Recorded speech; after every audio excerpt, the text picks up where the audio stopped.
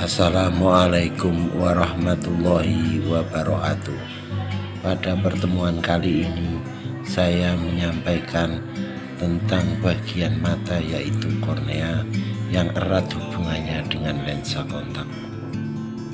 Kornea adalah struktur avaskuler jernih yang memberikan transparansi optik untuk transmisi cahaya dan pembiasan cahaya, untuk penglihatan normal serta perlindungan terhadap lingkungan luar. Radius kornea sentral rata-rata adalah 7,8 mm. Kornea berkontribusi sebanyak 74% atau sekitar 43,25 dioptri, dan seluruh total 58,60 dioptri daya normal mata manusia. Kornea adalah lapisan jaringan tipis yang bertanggung jawab untuk melindungi struktur intraokuler endotelium yang melapisi permukaan kornea posterior, berperan sebagai penghalang fisiologis untuk mempertahankan homeostatis jaringan dan memainkan peran penting dalam memodulasi kejernihan jaringan. Kornea transparan merupakan elemen refraksi utama mata.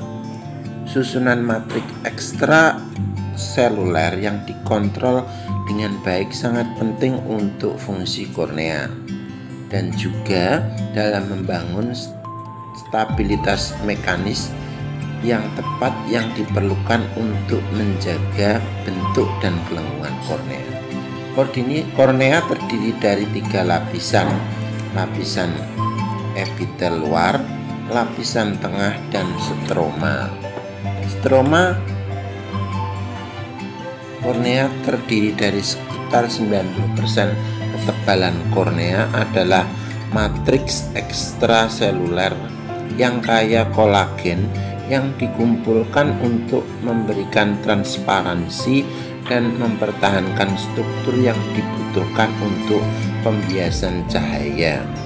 Mutasi atau kekurangan susunan molekul stroma menghasilkan interaksi dan kekurangan yang berubah baik dalam transparansi dan pembiasan yang mengarah ke patobiologi stroma kornea seperti distrofi stroma, kornea pelana, dan keratokonus. Pada mata vertebrata, matriks ekstraseluler memainkan peran mendasar dalam menentukan bentuk dan fungsi jaringan. Jaringan ikat okuler berfungsi baik sebagai lapisan luar yang keras dan mekanis pada saat yang sama menentukan bentuk dan transparansi kornea yang diperlukan untuk membentuk lensa untuk memfokuskan cahaya kembali ke retina. Secara umum, sifat-sifat ekstraseluler matrik okuler dianggap dikendalikan oleh organisasi spasial unik dari komponen jaringan yang seperti halnya pada jaringan ikat lainnya seperti tendon dan ligamen.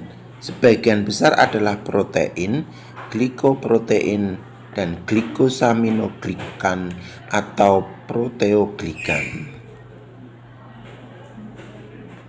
Keratokonus adalah kelainan mata degeneratif yang menyebabkan perubahan struktural pada kornea sehingga terjadi kekeruhan jaringan parut, penipisan, munculnya garis stres karena peregangan jaringan kornea, dan perubahan bentuk pada kornea.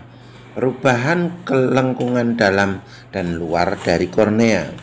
Perubahan morfologis ini menyebabkan distorsi visual yang signifikan, seperti pembentukan beberapa gambar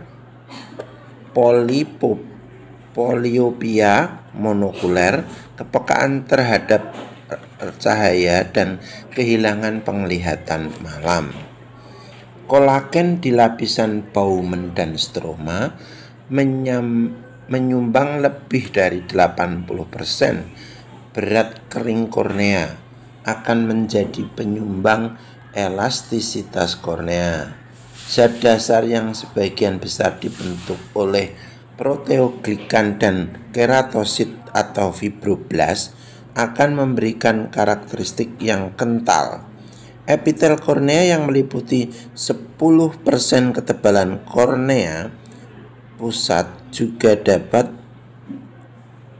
berkontribusi pada sifat kekentalan kornea. Penting untuk diingat bahwa epitel kornea mudah berubah bentuk dan merupakan permukaan referensi untuk sebagian besar pengukuran kornea biomekanik. Perempuan memiliki kelengkungan kornea secara signifikan lebih curam daripada laki-laki. Untuk panjang aksial lebih pendek dengan dioptri miopia yang sama pada manusia. Pengamatan tidak berubah dari waktu ke waktu dalam studi kohort hingga sampai remaja. Kelengkungan kornea yang curam pada wanita juga telah dilaporkan oleh penelitian sebelumnya pada miopia remaja dan dalam studi anak-anak.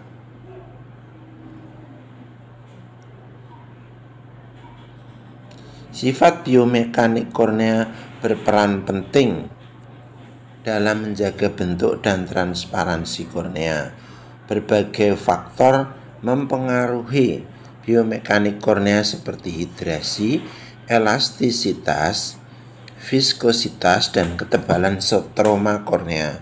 Di antara lapisan kornea, stroma dianggap sebagai lapisan pembawa muatan utama. Sejumlah besar penelitian menunjukkan bahwa biomekanik kornea berubah secara signifikan pada mata dengan keratokonus, distrofi kornea, Hughes glaukoma, refraksi pasca operasi. Sklera dan kornea adalah jaringan ikat padat di lapisan luar mata yang mengandung sekitar 70% sampai dengan 80% kolagen menurut beratnya dengan fibril yang diatur dalam lamela. Studi terbaru menunjukkan peran penting sklera dan kornea pada beberapa penyakit mata utama seperti glaukoma dan miopia. Namun, peran jaringan ini pada patogenesis penyakit masih belum jelas, sebagian karena teknik non-invasif terbatas untuk menilai dan memantau struktur fibrosa secara global dan kuantitatif sepanjang waktu. Demikian tadi uraian tentang kornea. Mohon dapat Anda tuliskan 5 hal penting yang Anda harus ingat atau Anda peroleh setelah melihat video tersebut dalam kolom komentar. Terima kasih atas perhatian yang telah diberikan. Mohon maaf atas segala kekurangan. Sampai berjumpa kembali pada pertemuan selanjutnya. Kalau ada pertanyaan dan masukan juga dapat dituliskan dalam kolom komentar. Komentar yang Anda berikan sebagai bukti mengikuti perkuliahan. Wassalamualaikum warahmatullahi wabarakatuh.